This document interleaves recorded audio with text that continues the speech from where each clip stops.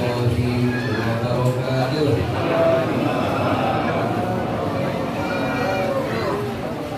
Bismillahirrahmanirrahim. Alhamdulillahi hamdan katsiran. Asyhadu an la ilaha illallah wahdahu la syarika lahu irgham liman jahada bihi wa kafara. Wa asyhadu anna Muhammadan abduhu wa rasuluh sayyidul khalaiqi wal bashar. Allahumma shalli ala sayyidina Muhammadin wa ala alihi wa ashabihi wa sahbihi. Ilahi anta maksudi wa ridha maqsudi ini ma'afaka wa ma'alibaka ila hadrati sultanil awliya wa qudwatil asfiya qudwatan wal wasisya Sayyid Syekh Muhyiddin Muhammad Abdul Ghawsir bin Mas'ud al-Qudum radhiyallahu anhu Bismillahirrahmanirrahim.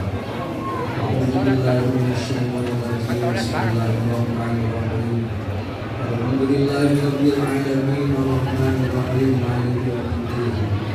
Iyyaka na'budu wa iyyaka nasta'in ihdinas siratal mustaqim.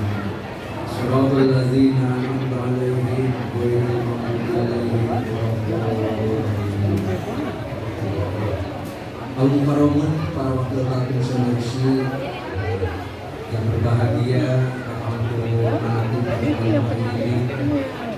yang saya hormati Ketua dan Pengurus DKM Mahkamah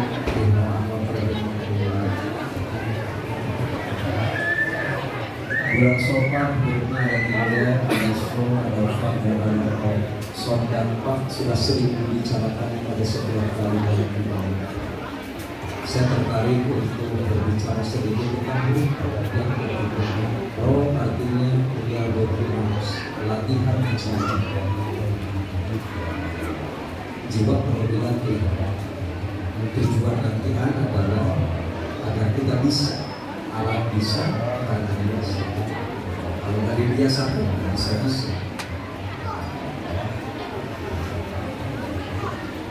Ada satu kasus menarik. Pada waktu negara Kesatuan Republik Indonesia yang menjadi presidennya adalah Bung Karno, adalah maklumat dari yang presiden sekarang. Menteri yang beragama Islam wajib memimpin sholat Jumat di Masjid Baitur Rahim Istana. Itu pas kali waktu giliran Menteri Luar Negeri, gak usah ngomongin semuanya udah apa. Menteri Luar Negeri itu akan memimpin sholat Jumat di Baitur Rahim. Namanya Menteri Luar Negeri, jangankan khotbah Jumat hanya 5-10 menit. Pidato di PBB pakai bahasa Inggris ada masalah. Persoalan bukan hanya khotbah tapi memimpin sholat. Kalau tidak dilatih, dibuktikan. Saya bukan omong kosong, Bapak Ibu silahkan datang ke Gedung Arsip Nasional. Ada rekamannya, tanda bukti diperlukan adanya dialog, diperlukan adanya latihan. Khotbah langsung. Menteri Luar Negeri khotbah luar biasa. Kalau beres langsung memimpin sholat. Rakaat pertama selesai membaca surat Al-Fatihah, dibaca surat Al-Fatihah. Ini persoalan. Qul ya ayyuhal kafirun la a'budu ma ta'budun wa la antum 'abiduna ma a'bud wa la ana 'abidu ma abadtum wa la antum 'abiduna ma a'bud. Rekaman itu hilang saya pertama nggak percaya mungkin ini terputus, tapi selang beberapa detik muncul lagi wala ana abidum ma abadtum wala antum abiduna ma a'bud. Hilang lagi. Ini tanda buktinya dari Lukas. Nggak lama kemudian itu muncul lagi. Wala ana amilum ma'abatum wala antum amiluna ma'abud. Mungkin karena udah 3 kali diulang-ulang, terdengar dari belakang lakum. Lakum. Jadi bukan tidak hafal surat Al-Kafirun, hafal, tapi mungkin kaget. Yang Menteri Luar Negeri kaget dari ini. Perulangan.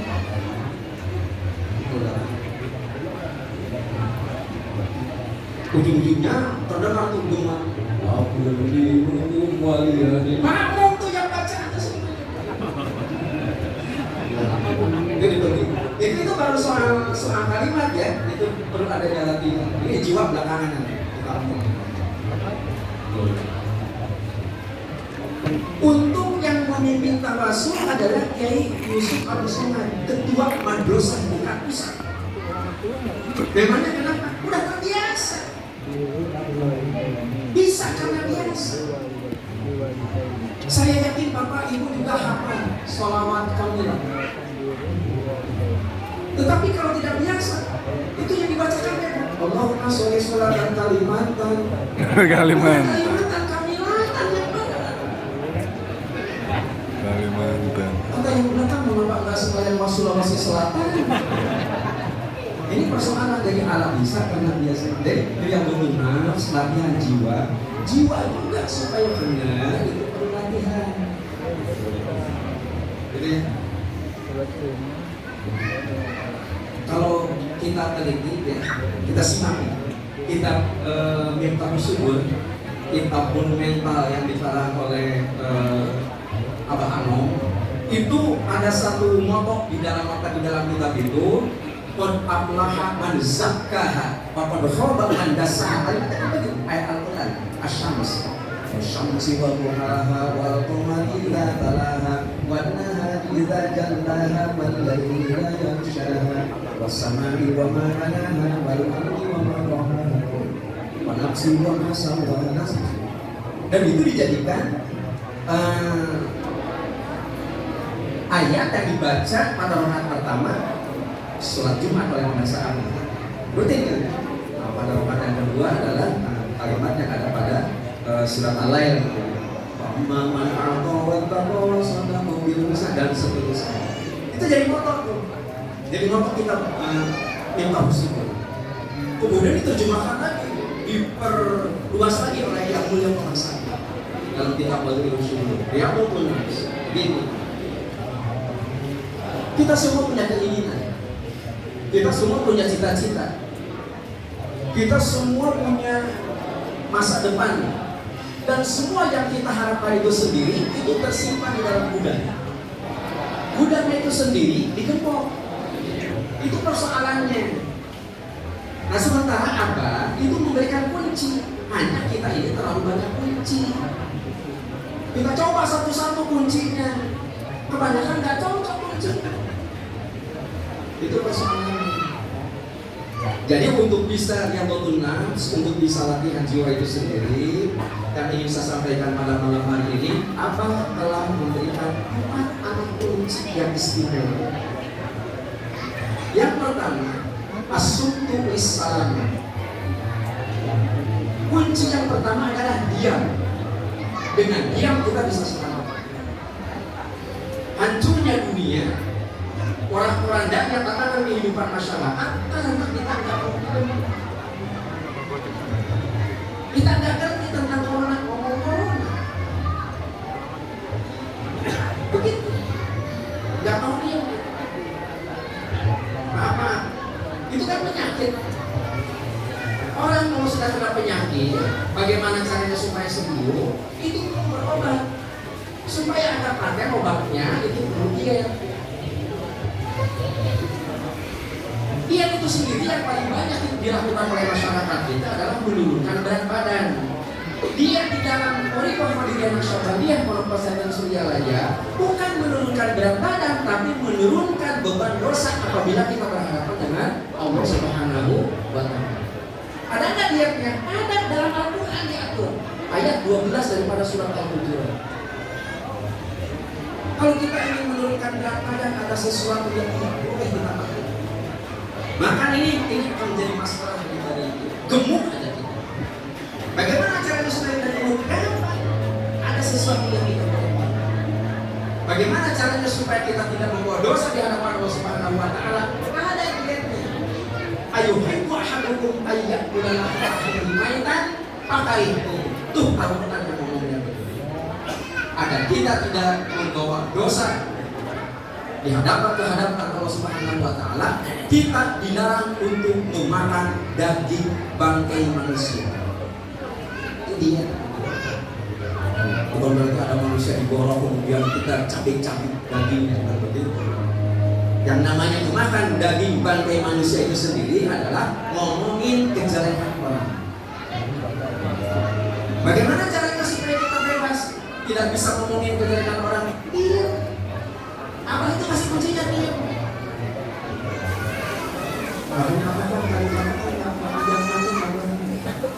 Yang sering kita dengar, kalau ditanya jawab, kalau nggak ditanya, iya nggak usah jawab.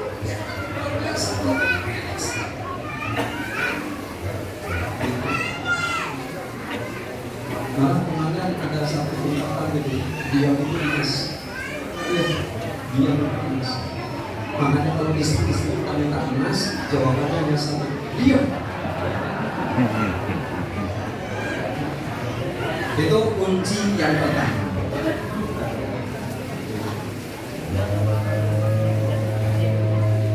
Kunci yang kedua adalah al-birru lil karamah. Kebaikan itu adalah kunci untuk membuka gembok karamah. Bukan 1-2, bukan 10-20, bukan 100-200, ribuan, jutaan orang datang kepada sahabat kita rasa minta karomah. Apa abah kasih karomah?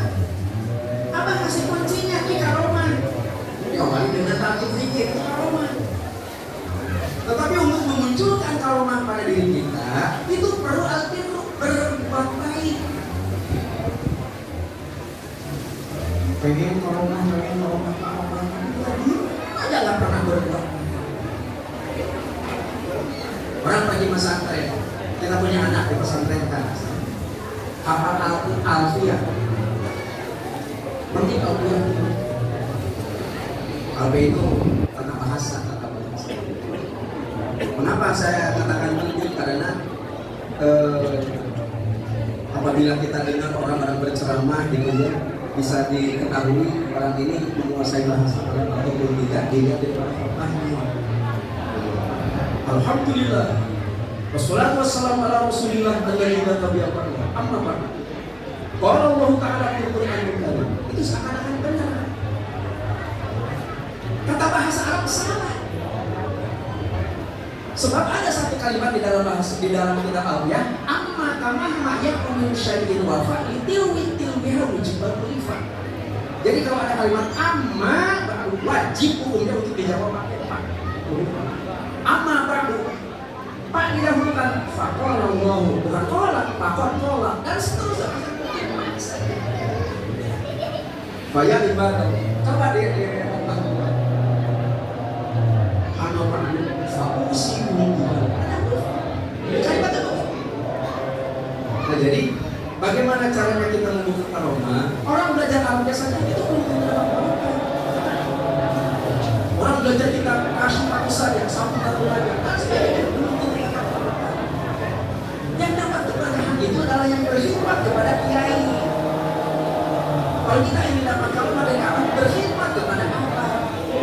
Itu bekerja alhamdulillah berbuat pada Allah. Apakah abang memberatkan kita? Enggak sama sekali. Bukan persoalan bisa atau tidak, tapi mau kita mendapatkan abang kasih kunci. Makanya berbuat baik itu sendiri di dalam bingkai Qorifah Wadiyah Syabadiyah Pondok Pesantren Suryalaya itu diterjemahkan sebagai khidmat. Bagaimana kita akan menerima karomah dari Yang Mulia Pak Masyarakat bergantung kepada seberapa besar kita berkhidmat kepada Allah. Khidmat itu kan sering dibicarakan di tempat-tempat ada 3, ya. Ada khidmat menggunakan harta. Kata itu adalah pabrik. Artinya kita bisa berkhidmat dengan menggunakan tenaga kita. Bagi yang tidak punya ini, tidak punya itu, tetapi punya tenaga, datang ke Al-Hadid pagi-pagi. Gitu loh. Diumumkan oleh Pak Haji Hadis. 7 ekor kambing dan 1 kuintal beras. Itu barang mentah harus diolah. Kita punya tenaga, itu bersih. Itu hikmat. Kepada apa? Contoh. Ada lagi hikmat dengan menggunakan pesak. Pesak itu satu. Nah, nanti dibilang di situ. Itu hikmat dengan pesak. Ada lagi hikmat dengan otak. Hidup cemerlang. Bila kita punya ide dan sebagainya, silakan. Nah itu tuh, Abang memberikan keluasan. Abang itu ahli strategi. Abang itu ahli strategi sampai Abang itu sendiri mampu menerjemahkan. Abang itu kalau melihat sesuatu kan dengan basirah. Dengan basirah. Saya ingat pada tanggal 15 Agustus tahun 2015 itu sendiri ada Manaqib internasional di Istiqlal. Saya masih ingat 3 bulan sebelum Manaqib itu Abah berpidato di Masjid Muhammad Alwi Soreang Bandung. Itu 3 bulan sebelum itu Abah mengatakan, andai kata 1 orang wakil talqin membawa ikhwan 1 bis saja, itu bakal menggema suara zikir di Masjid Istiqlal. Saya hanya menerjemahkan. Abah kan bilangnya andai kata.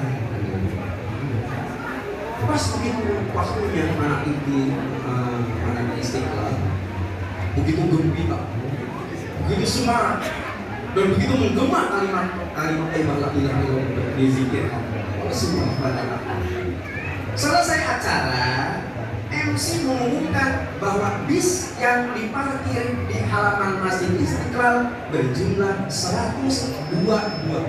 Pada waktu itu wakil talqin jumlahnya 102. Meskipun saya nggak bawa bis, saya kereta.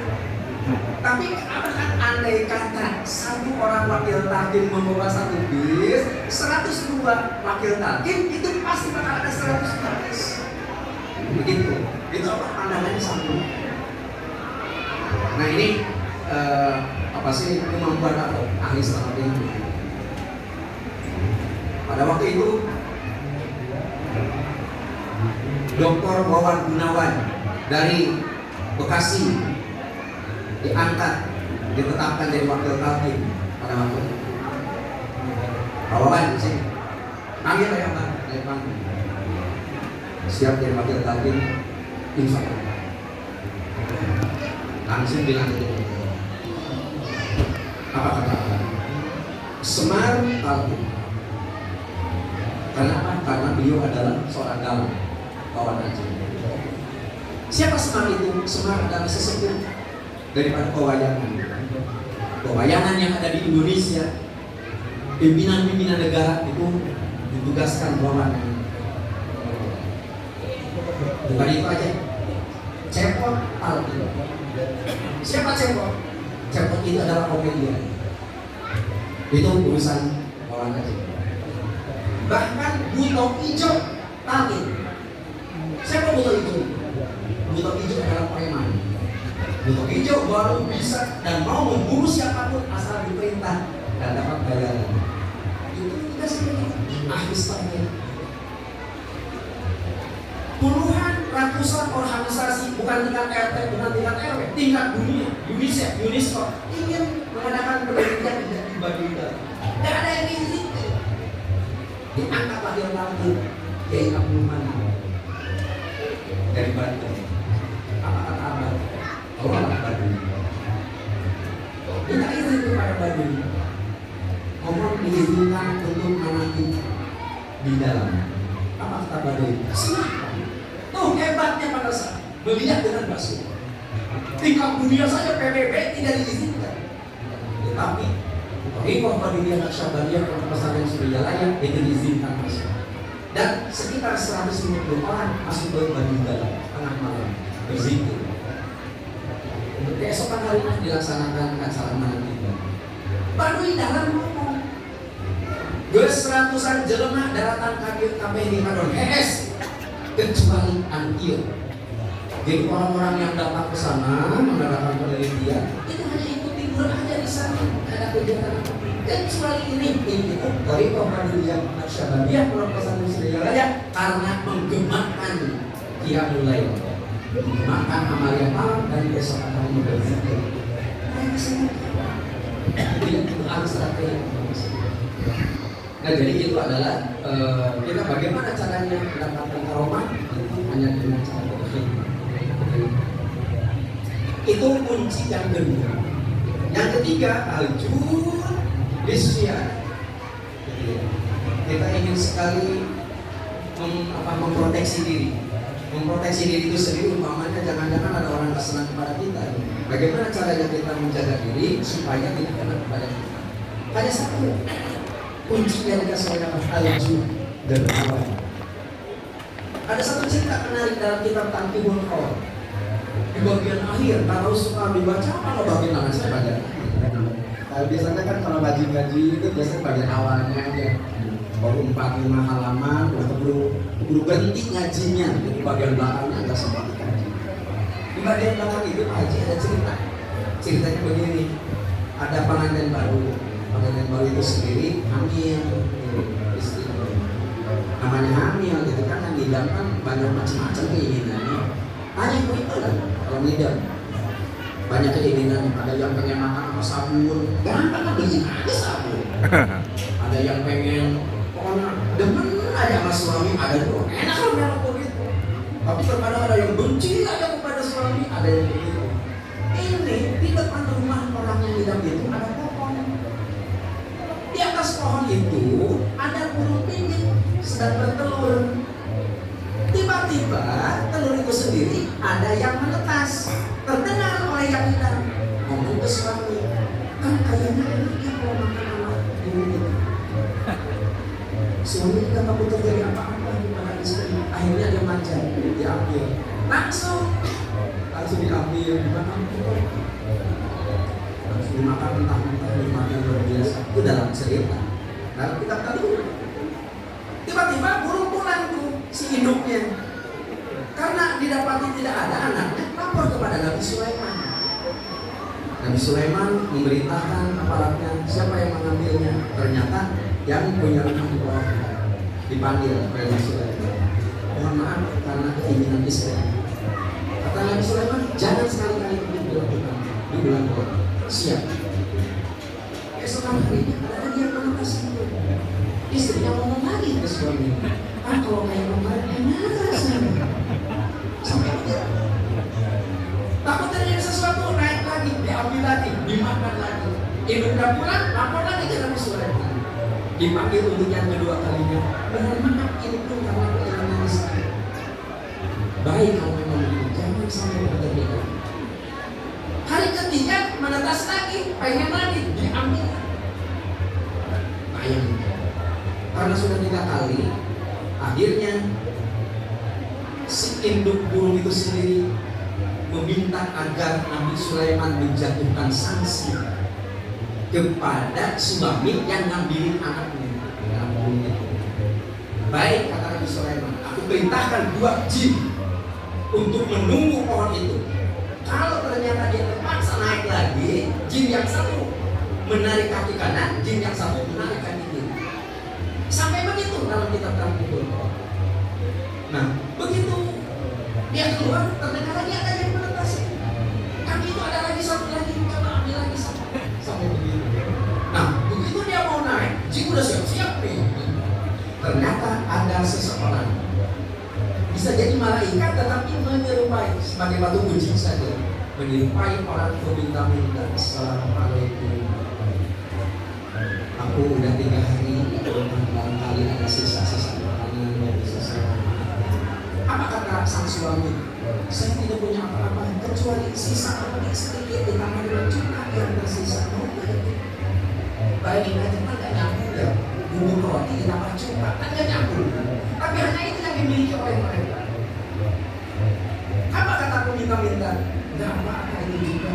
Begitu dikasih, sang suami ini naik lagi. Ternyata sampai ke atas.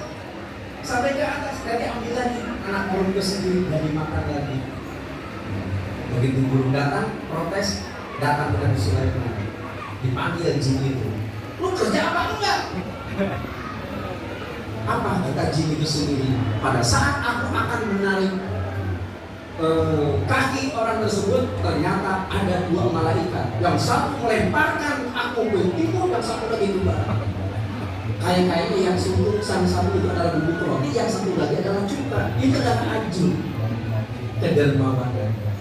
Itu baru cuka, ya. Itu bisa orang-orangkan jin. Apalagi amplop nanti ada sorban di depan. Itu luar biasa. Nah, itu adalah si anak akan memproteksi. Kita akan terjadi bencana kepada diri. Saya rasa begini. Nah, yang terakhir ada lagi.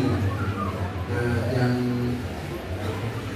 terakhir ini terkait dengan masalah kebiasaan kita.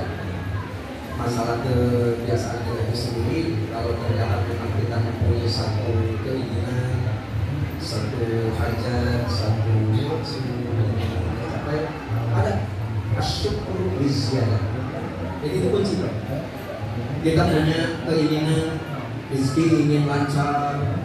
Bila perlu kadang-kadang kita berdoa setengah memaksa Allah, ya Allah turunkanlah rezekimu.